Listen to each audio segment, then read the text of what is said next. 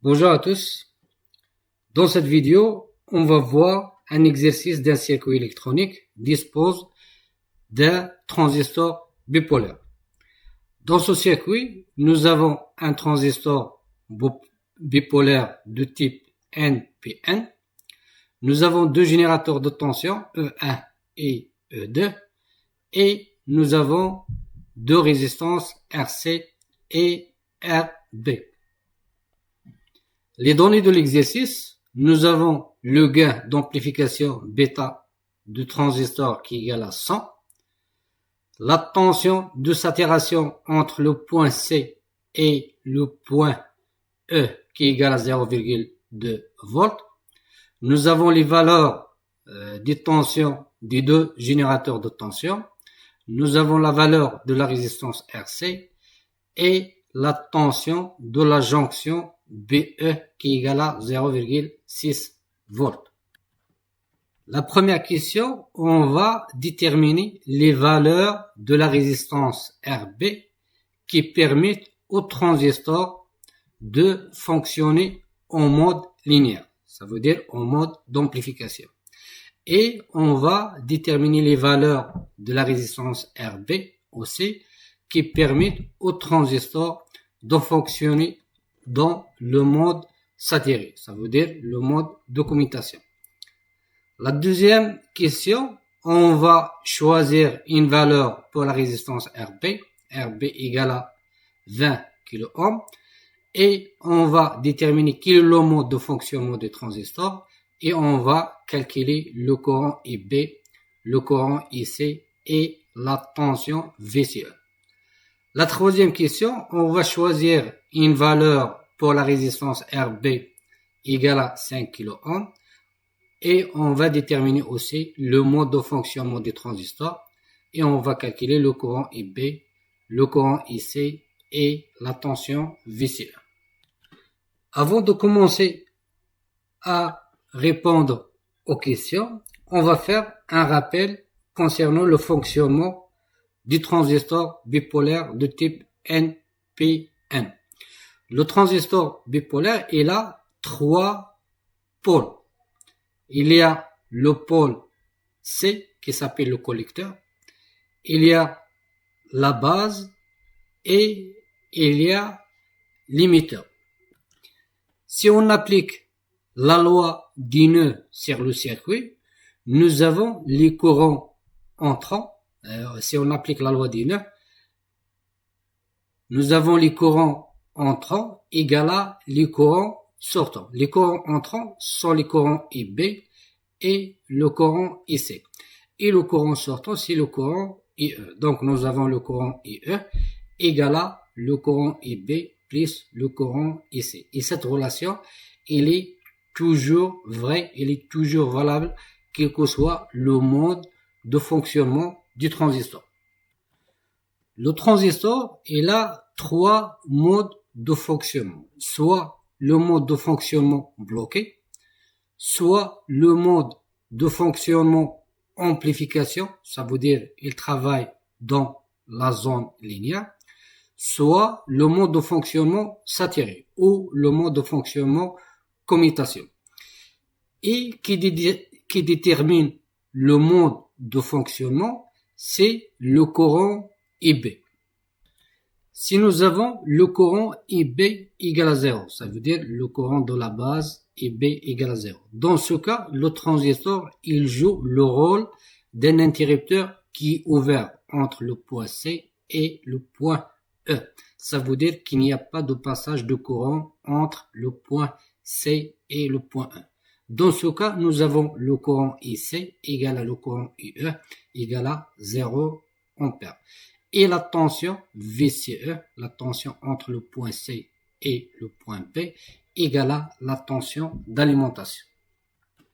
Si nous avons le courant IB et le entre 0 volts, il est supérieur strictement à 0 ampère, et il est inférieur strictement à un courant qui s'appelle IB sat.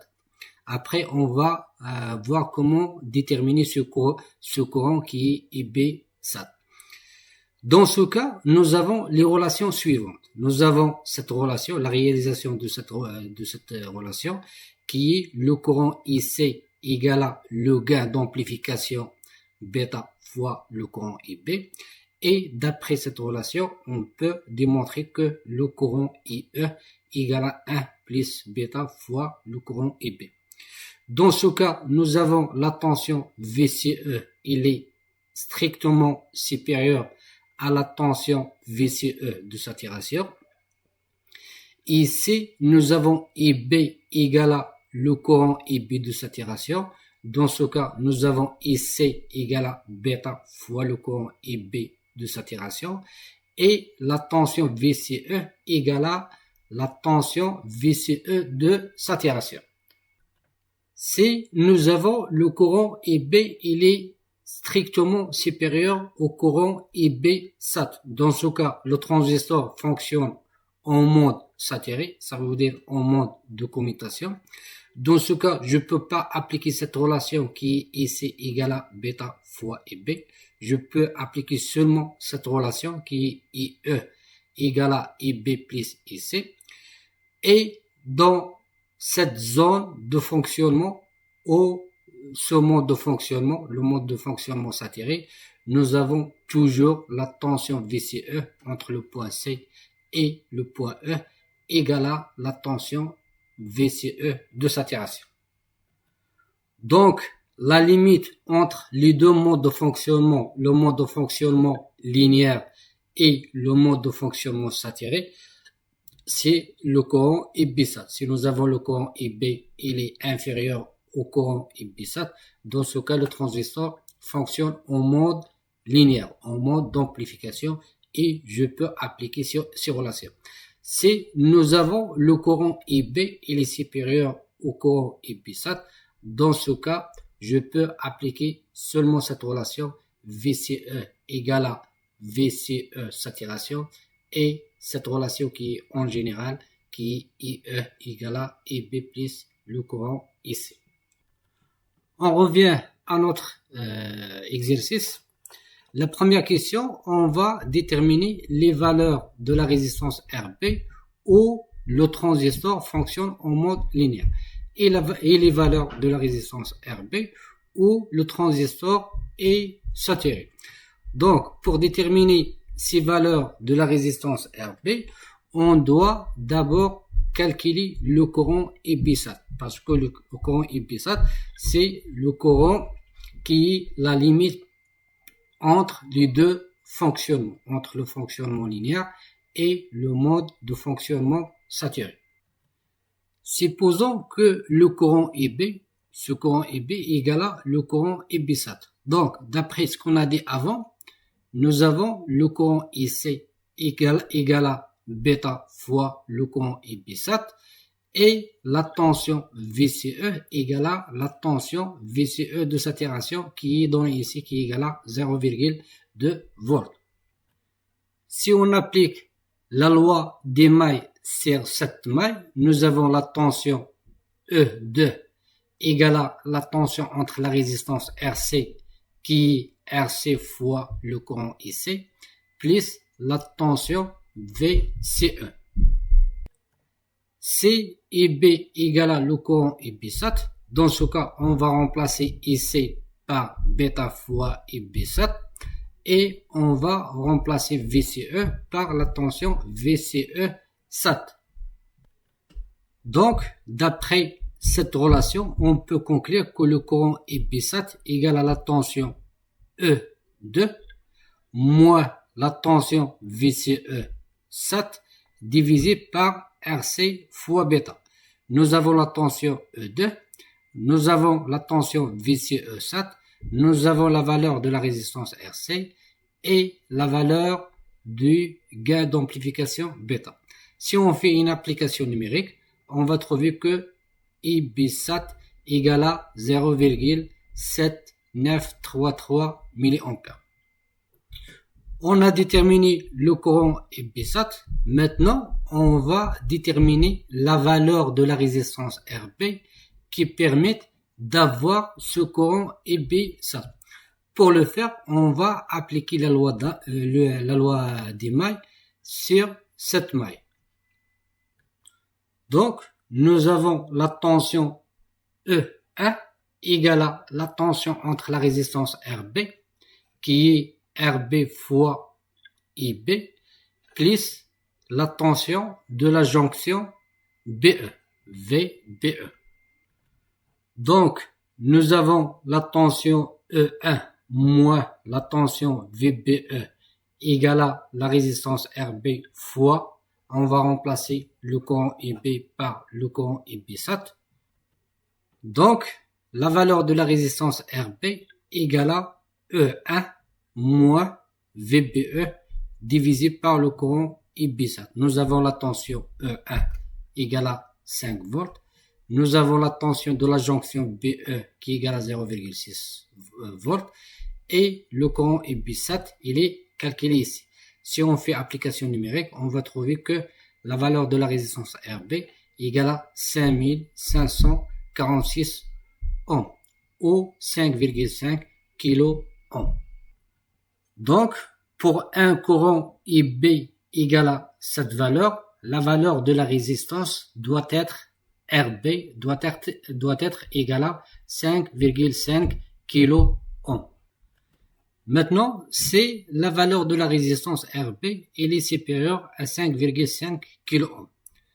Dans ce cas, si cette résistance elle augmente, ce courant IB il va diminuer puisque cette tension elle est fixe et cette tension elle est fixe. Dans ce cas, on va voir un courant IB qui est inférieur au courant IB-SAT.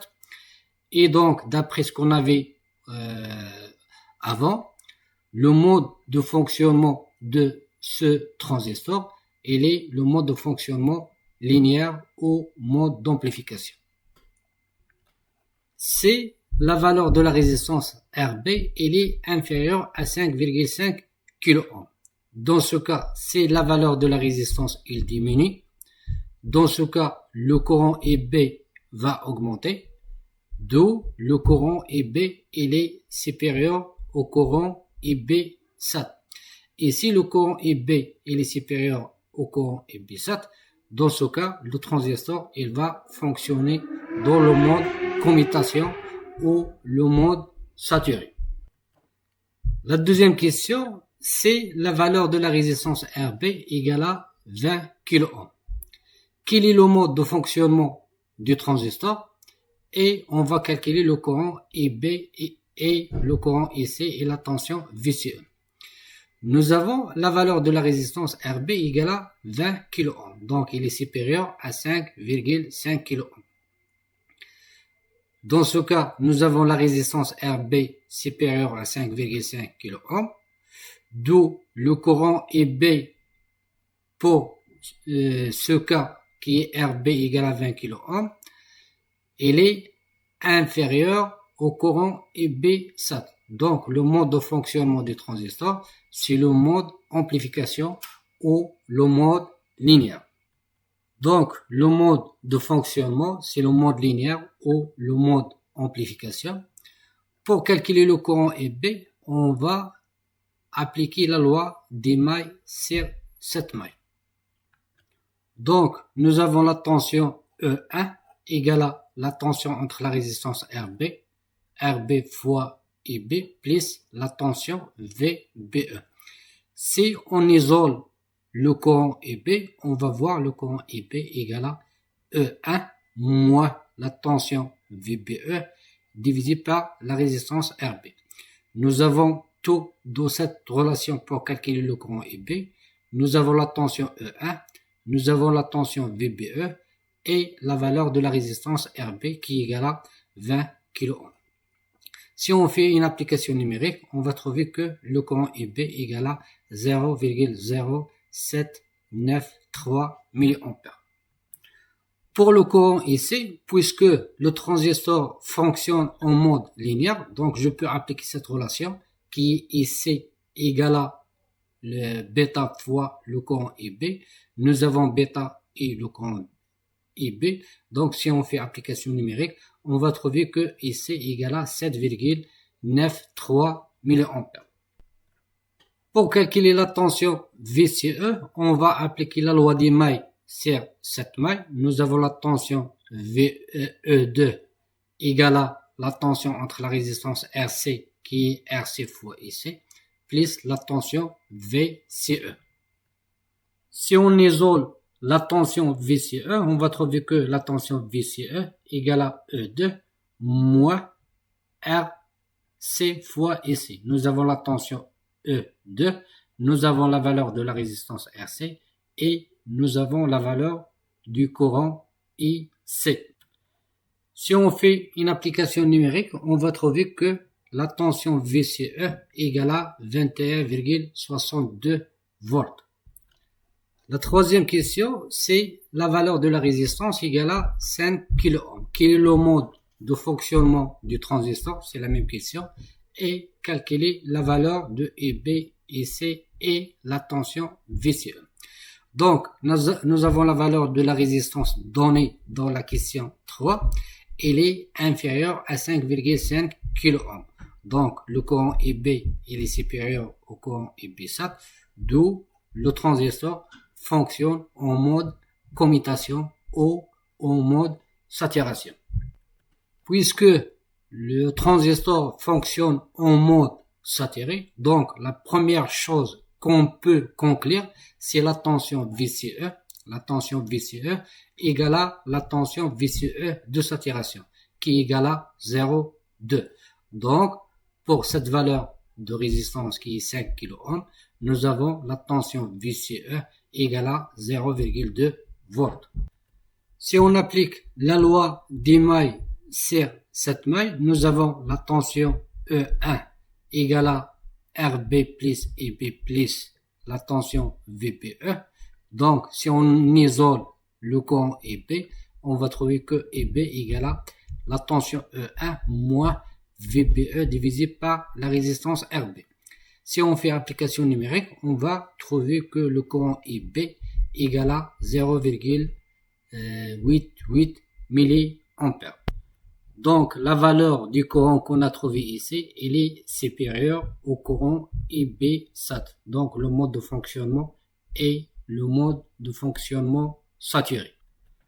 Pour déterminer le courant IC, on va appliquer la loi des mailles sur cette maille. Nous avons la tension E2 égale à la tension au bord de la résistance RC plus la tension VCE. Avec VCE égale à 0,2 volts. Donc, si on isole le courant IC, nous avons le courant IC égale à E2 moins VCE divisé par la résistance RC. Si on fait application numérique, on va trouver que le courant IC égale à 79,33 mA.